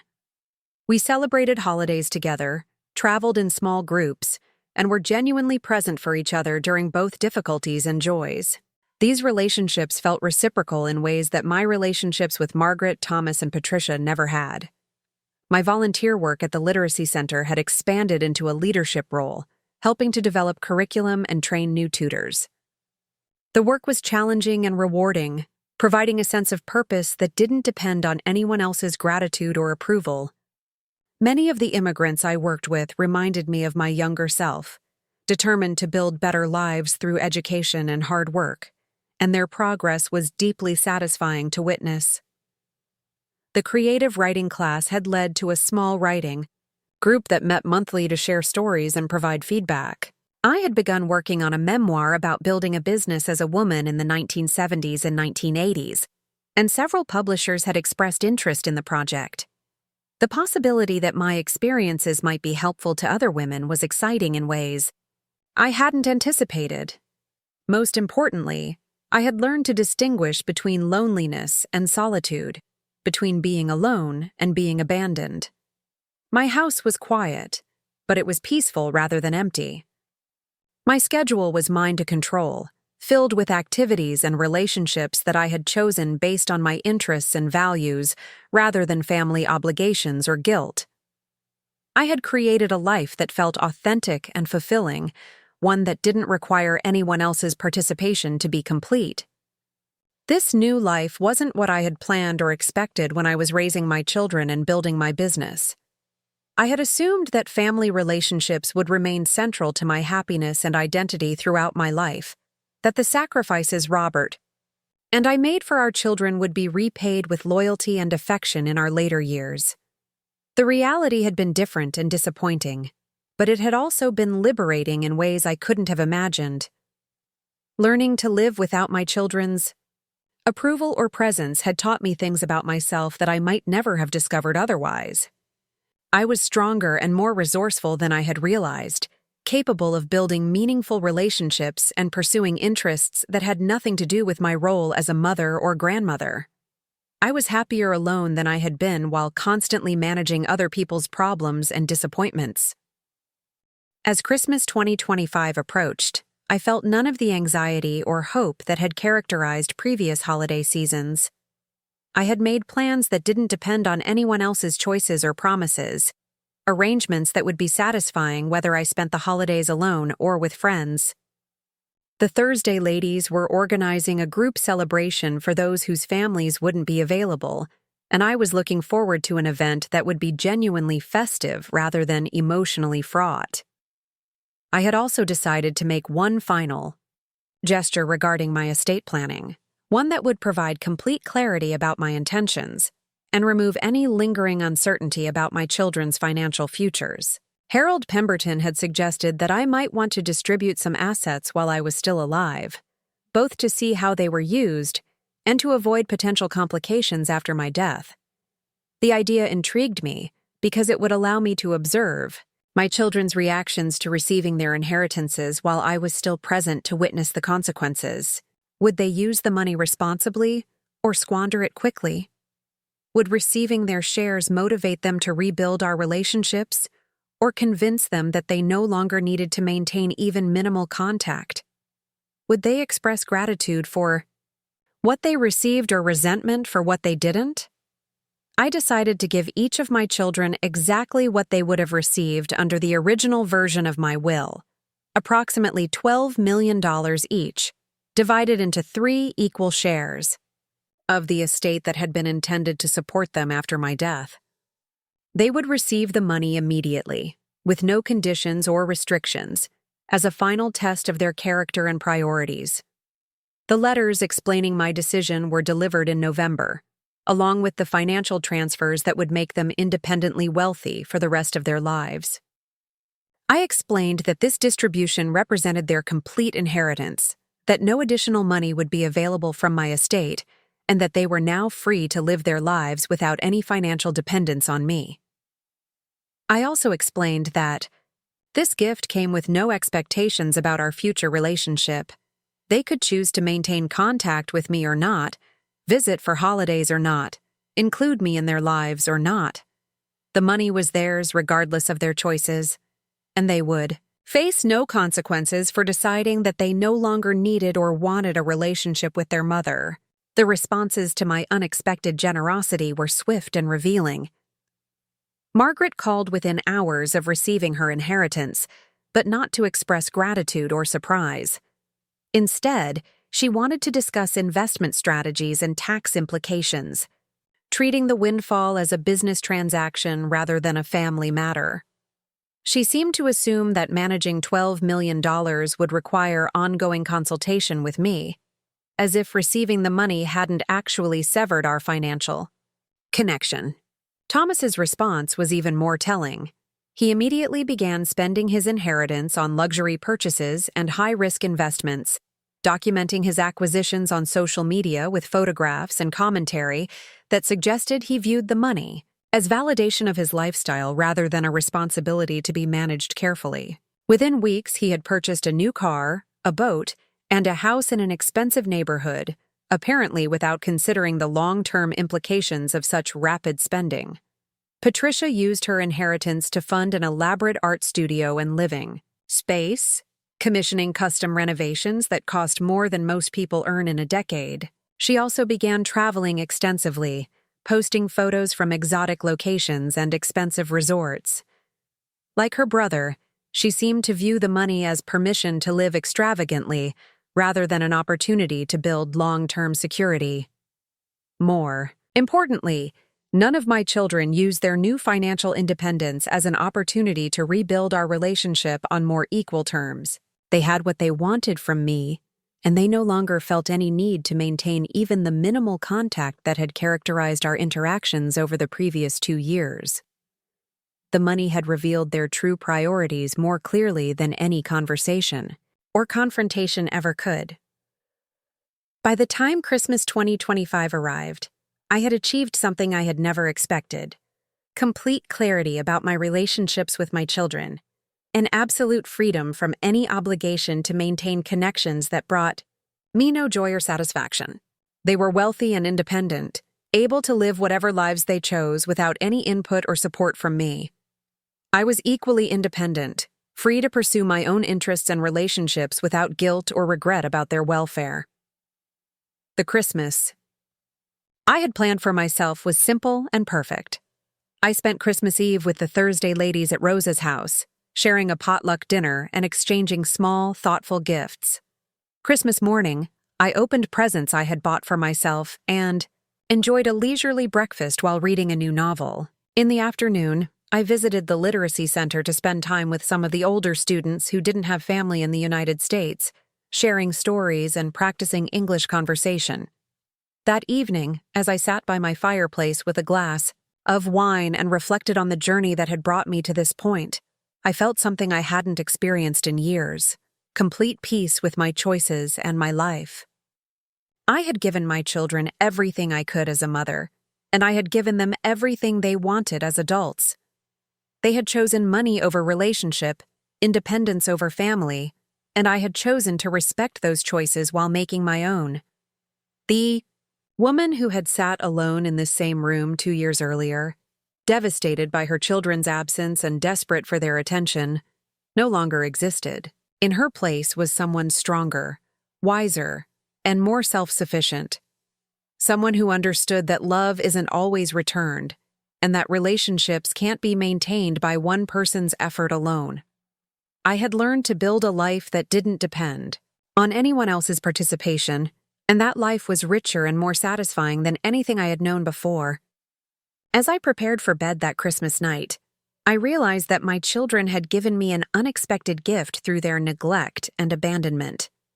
They had forced me to discover who I was apart from my role as their mother, and that person was someone I genuinely liked and respected. The winter of 2027 brought an unexpected development that would test everything I had learned about boundaries, forgiveness, and the true nature of family relationships. It started with a phone call from a number I didn't recognize on a Tuesday morning in February while I was reviewing grant applications for the foundation. The voice on the other end belonged to Dr. Sarah Chen, the chief of emergency medicine at Northwestern Memorial Hospital. She was calling to inform me that my son Thomas had been admitted following a serious automobile accident. He had been unconscious for 3 days, and while his condition was stabilizing, the doctors weren't certain about the extent of potential brain trauma. I was listed as his emergency contact, and they needed someone to make medical decisions if he remained unable to do so himself. The news awakened protective instincts I thought I had successfully buried. Whatever disappointments had characterized our relationship, he was still my child. I found myself driving to the hospital with trembling hands, unprepared for what this crisis might mean for the carefully constructed life I had built. When I arrived at the intensive care unit, Thomas looked much older than his 45 years, his face pale beneath the medical equipment.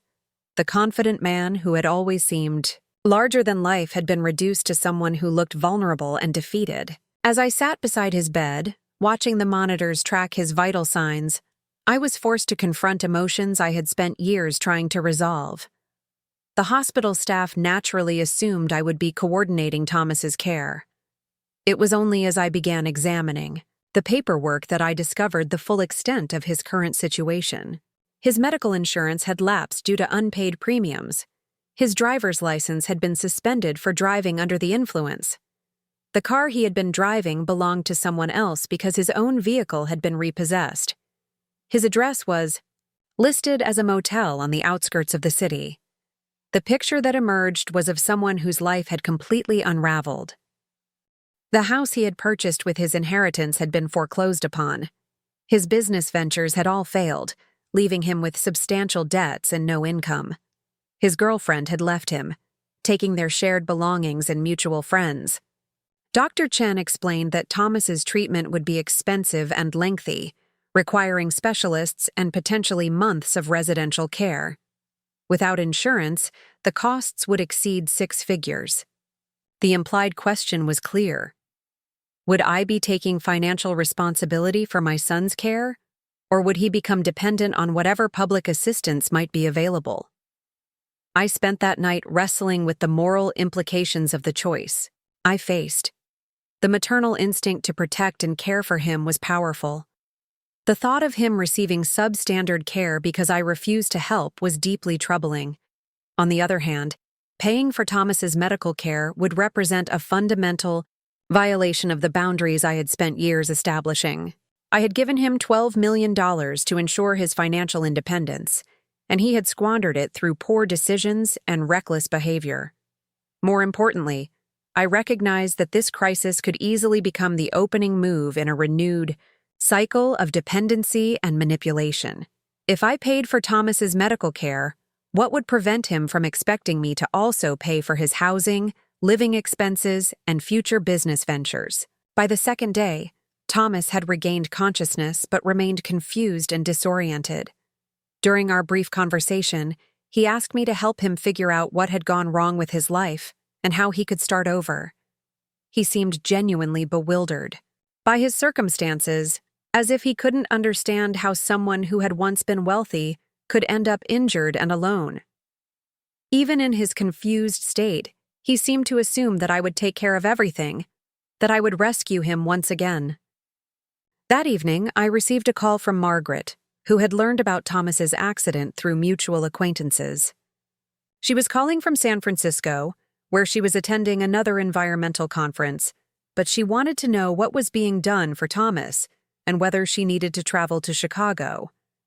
Margaret's concern seemed genuine, but it was mixed, with curiosity about the financial implications. She asked several questions about his insurance status and whether I was planning to cover his expenses. According to Margaret, family members had obligations to help each other during medical emergencies, regardless of previous conflicts. She seemed to believe that Thomas's accident had somehow reset our relationships, erasing years of poor behavior and entitling him to renewed support. She also suggested that this crisis might be an opportunity for our family to reconnect and rebuild damaged relationships. I found Margaret's perspective both naive and manipulative. She had maintained minimal contact with Thomas for years, showing little interest in his welfare until it became dramatic enough to require expensive intervention. Now she was expecting me to provide that intervention while also welcoming her back into a family dynamic she had chosen to abandon. Patricia's reaction was even more revealing. She appeared at the hospital unannounced on the third day, dramatically throwing herself into a bedside vigil that seemed designed more for public consumption than genuine support. She brought flowers and elaborate get-well cards, creating a display that looked impressive but served no practical purpose. Patricia's presence was constant and highly visible, but completely unhelpful. She couldn't assist with medical decisions, provide emotional support, or help with practical arrangements. What she could do was create an atmosphere of family crisis that attracted attention and sympathy. She seemed to enjoy the role of devoted sister, tearfully explaining to anyone who would listen how worried she was about her beloved brother. More troubling was Patricia's assumption that Thomas's accident had automatically restored her to good standing in my life. She began making comments about family dinners after Thomas recovered and holiday celebrations we could plan together. She seemed to believe that participating in a medical crisis earned her readmission to a family relationship she had abandoned years earlier. The contrast between my children's sudden interest in family solidarity and their years of neglect was stark. When Thomas had been wealthy and healthy, neither Margaret nor Patricia had shown much concern for his welfare. Now that he was injured and facing financial ruin, they were eager to demonstrate their devotion, but only if someone else provided the actual assistance he needed. I realized that my children viewed family relationships as optional during good times but mandatory during crises, at least when those crises required resources they didn't possess. They expected to be able to distance themselves from family obligations when convenient, then return to claim family support when necessary. By the end of Thomas's first week in the hospital, I had made my decision. I would ensure that he received appropriate medical treatment by paying for his immediate hospitalization and necessary emergency procedures. This assistance was based on humanitarian concern rather than family obligation, and it would not extend to ongoing financial support or lifestyle maintenance. I would also help Thomas navigate the social services system to access whatever public assistance might be available for his rehabilitation and housing needs. This would involve connecting him with caseworkers and helping him complete applications, but it would not involve providing private alternatives to public services. Most importantly, I would not allow Thomas's crisis to become an opportunity for my other children to re-establish relationships based on their convenience rather than genuine commitment. Margaret and Patricia were welcome to support their brother in whatever ways they chose, but their involvement in his care would not automatically restore their access to me or my resources. When I communicated these decisions to Thomas, his reaction was predictable: confusion mixed with anger and disappointment. He seemed unable to understand why I wouldn't simply solve all of his problems as I had done in the past. The concept that emergency assistance might be different from unlimited support was foreign to him. Margaret and Patricia were even less understanding. They accused me of being heartless and vindictive, using Thomas's vulnerability to punish him for past mistakes. They seemed genuinely unable to comprehend that providing emergency medical care while maintaining other boundaries was both possible and appropriate. The conversation revealed how little they understood about healthy relationships and reasonable boundaries. They viewed my assistance as either complete and unlimited, or non-existent and cruel, with no middle ground. The idea that help could be provided conditionally, based on specific circumstances and clear limits, was apparently beyond their comprehension. Over the following weeks, as Thomas's condition improved, I watched my children's behavior with detached interest. Margaret made several visits to Chicago, each one timed to maximize her visibility at the hospital while minimizing any actual responsibility for Thomas's care.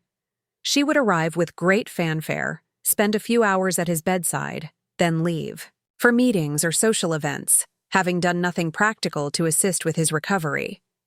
Patricia maintained her bedside vigil when it was convenient and dramatic, but she disappeared whenever actual work needed to be done. When Thomas needed help completing disability applications, Patricia was unavailable. When he needed someone to drive him to appointments, she had art deadlines. When he needed assistance finding housing, she was dealing with her own emotional crisis. Both sisters were eager to participate in the visible aspects of family support, while avoiding the mundane, time-consuming work that actually helped their brother. They wanted the emotional satisfaction and social recognition that came from being devoted family members without the inconvenience of actually devoting time and effort to someone else's needs. Working with the hospital social worker, I developed a plan that would help Thomas transition to independent living while maintaining clear boundaries. I would pay for his medical care through the completion of his initial rehabilitation, estimated at 3 months. I would also provide temporary housing assistance, paying for a modest apartment for 6 months while he established eligibility for ongoing public assistance. Beyond these specific forms of time-limited support, Thomas would be responsible for managing his own life. I would not provide money for entertainment, luxury items, or business ventures. I would not rescue him from future consequences of poor choices. I would not allow his crisis to become a permanent claim on my resources. The plan was designed to provide a safety net without creating a hammock, to offer assistance without enabling dependency. It acknowledged my concern for Thomas's welfare while respecting the boundaries I had established to protect my own well-being. Thomas's reaction was mixed. He was grateful for the immediate assistance, but disappointed by its limitations. He seemed to believe that his accident entitled him to a complete restoration of financial support, and he couldn't understand why I would help him partially rather than completely. Margaret and Patricia were openly critical of what they viewed as inadequate support.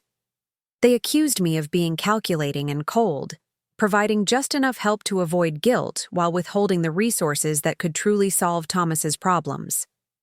They seemed to believe that because I had the financial means to eliminate all of his difficulties, I had a moral obligation to do so regardless of his past behavior. The criticism revealed their own continued entitlement and lack of understanding about the relationship between choices and consequences. They wanted me to rescue Thomas from problems he had created while providing no meaningful help themselves.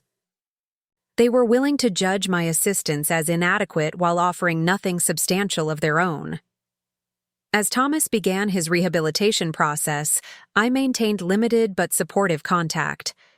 I attended some medical appointments, helped him understand treatment options, and ensured he was connected with appropriate social services.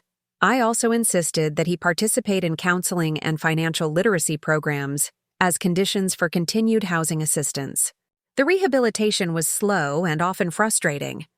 Thomas struggled with both physical limitations and cognitive challenges from his brain injury.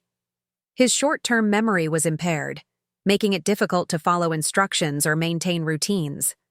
His judgment remained poor, and he had trouble understanding cause and effect relationships.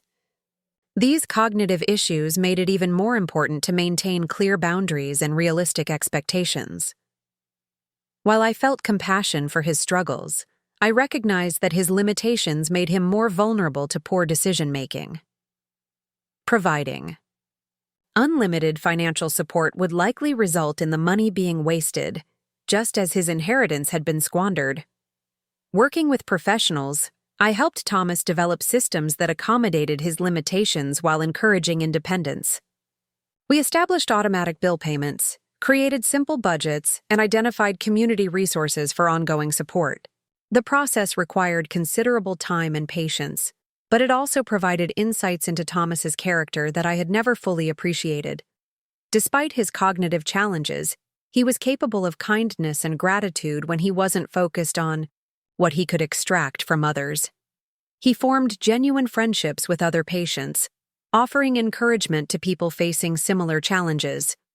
Thomas also showed flashes of intelligence and charm that had been obscured by years of self-absorption and irresponsible behavior. When he wasn't scheming to extract money from others, he could be thoughtful and engaging, the kind of person I had hoped he would become.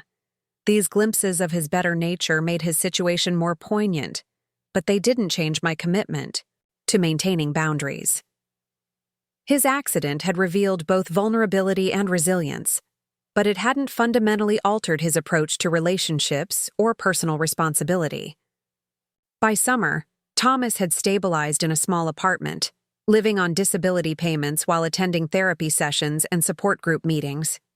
His progress was slow but measurable, and he seemed to be developing some understanding of the relationship between choices and consequences. He still struggled with impulse control and financial management, but he was learning to ask for help before making major decisions rather than after creating crises. Margaret and Patricia gradually lost interest in Thomas's recovery as it became clear that it would be a long, unglamorous process rather than a dramatic triumph. They maintained occasional contact, but their visits became less frequent as the initial crisis faded into routine rehabilitation. Their behavior confirmed what I had suspected. Their interest in family relationships remained conditional on convenience and personal benefit. When Thomas's situation was dramatic and visible, they wanted to be associated with the family response. When his recovery became a matter of daily persistence and small victories, they found other priorities. I continued to visit Thomas regularly, but our relationship had evolved into something more honest and sustainable. I no longer felt responsible for solving his problems, but I could offer companionship and encouragement as he worked to rebuild his life. He no longer expected me to rescue him from difficulties, but he seemed to appreciate having someone who cared about his welfare without trying to control his decisions. The transformation wasn't dramatic or complete, but it represented progress toward a more balanced relationship. Thomas was learning to value family connection for its own sake, rather than as a means to financial support. I was learning to provide care without taking responsibility for outcomes I couldn't control. As autumn approached, I reflected on how Thomas's accident had tested and ultimately confirmed the boundaries I had established. The crisis had awakened protective instincts I thought I had buried, but it had also demonstrated the importance of maintaining limits even during emergencies. By providing humanitarian assistance while refusing to enable continued dependency, I had been able to help Thomas without sacrificing my own well-being or returning to dysfunctional patterns. The approach had been difficult and sometimes heartbreaking, but it had also been sustainable in ways that unlimited rescue attempts never could have been. The experience had also clarified my understanding of Margaret and Patricia's characters. Their response to their brother's crisis had revealed that their interest in family relationships remained fundamentally self-serving, activated only when it provided opportunities to appear caring without requiring significant sacrifice. Most importantly, Thomas's accident had taught me that genuine care and authentic boundaries weren't mutually exclusive. I could love my children while refusing to enable their poor choices. I could provide help during emergencies while maintaining limits on ongoing support. I could care about their welfare while prioritizing my own well-being. The foundation continued to thrive, providing assistance to people who used help responsibly and appreciated the opportunities they received. The contrast between the grateful recipients of foundation grants and my children's entitled expectations was instructive and sometimes painful. But it reinforced my conviction that resources should go to people who would use them wisely. By winter, Thomas had achieved a level of stability that seemed sustainable, if modest. He was maintaining his apartment, attending therapy sessions, and participating in community programs.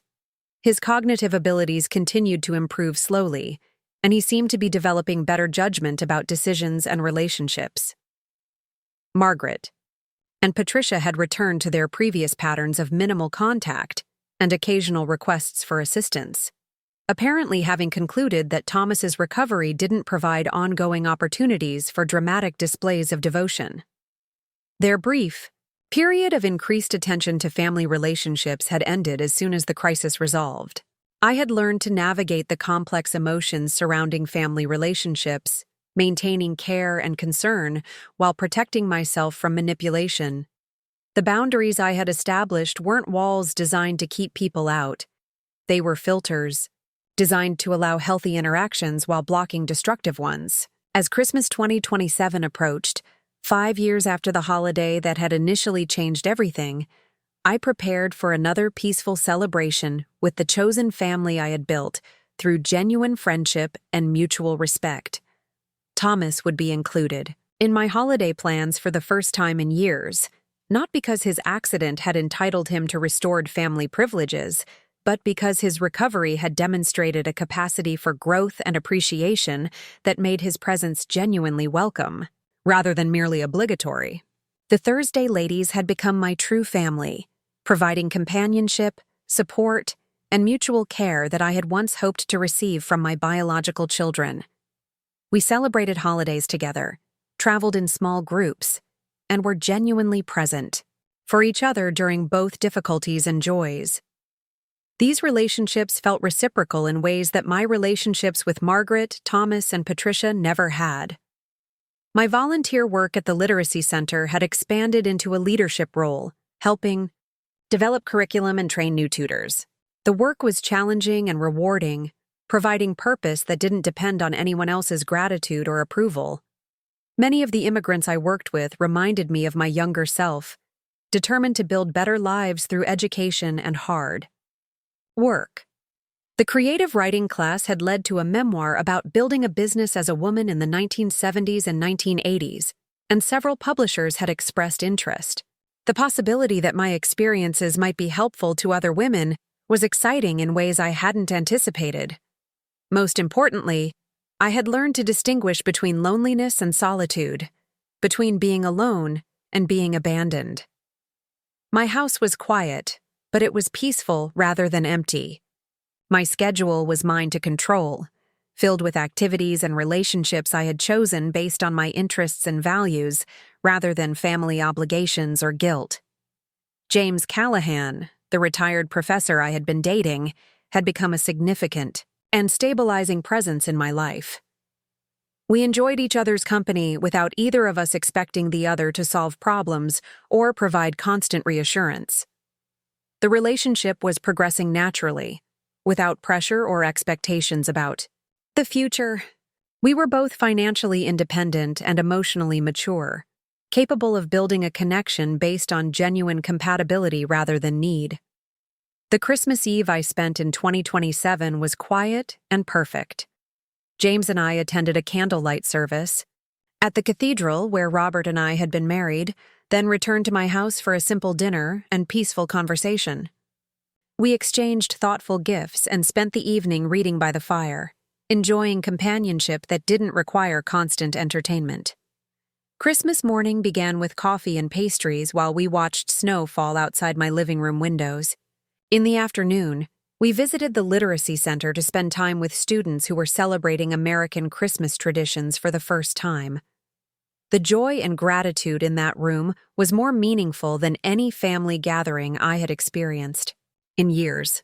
That evening, as I prepared for bed in my quiet house, I realized that I had finally achieved something I had been seeking for years: peace with my choices and confidence in my worth as a person. I was surrounded by people who valued me for who I was rather than what I could provide. I was engaged in work that mattered, and relationships based on mutual respect and genuine affection. The woman who had sat alone in this same room 5 years earlier, devastated by her children's abandonment and desperate for their attention, had evolved into someone who understood that her worth wasn't determined by anyone else's appreciation or presence. She had built a life that was rich, meaningful, and sustainable, one that brought joy and satisfaction independent of family drama or financial obligations. As I turned off the lights and headed upstairs, I smiled at the irony of my situation. My children had thought they were abandoning a mother who needed them desperately, but they had actually freed a woman who had been constrained by their demands and limitations. They had assumed that excluding me from their lives would punish me for setting boundaries, but they had actually given me the space to discover who I was beyond my role as their enabler and financial supporter. The greatest gift my children had given me, though they would never understand it, was the opportunity to learn that I was complete and valuable on my own terms. They had forced me to build a life that didn't depend on their participation, and that life had turned out to be more fulfilling than anything I had experienced while trying to maintain relationships with people who saw me only as a means to their ends. I had started this journey feeling abandoned and diminished by my children's indifference, but I was ending it feeling empowered and expanded by the knowledge that I could create meaning and joy independently of their choices or presence. The inheritance I had given them was financial, but the inheritance they had given me was far more valuable. The wisdom to know my own worth and the courage to live according to my own values, regardless of anyone else's approval. That night, I slept peacefully in my quiet house, surrounded by books I wanted to read, plans I wanted to pursue, and people I genuinely cared about who cared about me in return. I was 78 years old, financially secure, emotionally healthy, and completely free to live the remaining years of my life on my own terms. It wasn't the life I had planned when I was younger, but it was better than anything I could have imagined when I was still measuring my worth by other people's needs and approval. The silence in my house that Christmas night wasn't empty or lonely. It was full of possibility and peace. I had everything I needed and wanted nothing from anyone who wasn't freely offering it. I was exactly where I belonged, with exactly the people who belonged in my life, living exactly according to my own values and priorities. It had taken me 78 years to achieve this level of clarity and independence, but it was worth every moment of struggle and disappointment that had brought me to this place of genuine contentment and self-respect.